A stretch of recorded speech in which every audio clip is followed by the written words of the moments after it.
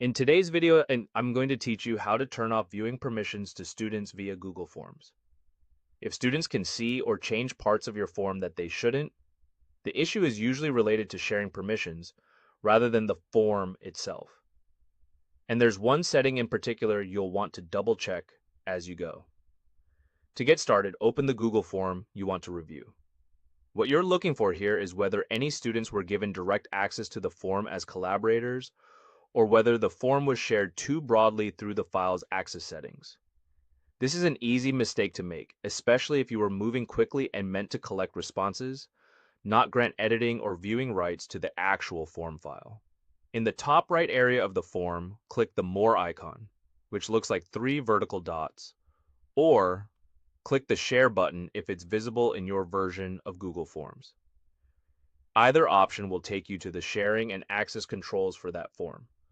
Once the sharing window opens, look for the section labeled Share with People and Groups.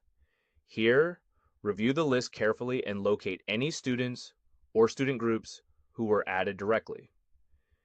If they appear there with access they shouldn't have, change their role to Remove. This fully revokes their direct access to the form file, which means they will no longer be able to open it as a collaborator or viewer. As you do this, take a moment to be precise. You only want to remove people who were given file access by mistake.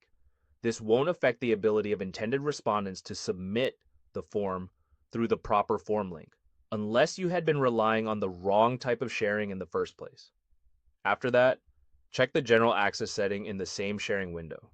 This is that setting I mentioned at the start.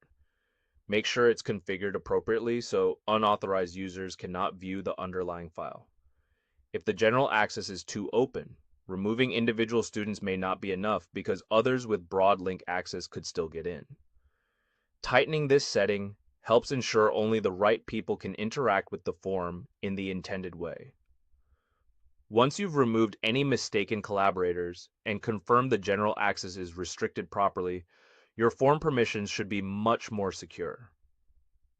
It's a good idea to quickly review everything one more time before closing the window, just to make sure no accidental access remains. And that's it. You're all set. If this helped, hit the like button and drop any questions or tutorial requests in the comments below. Subscribe for more step-by-step guides. Thanks for watching, and I'll catch you in the next one.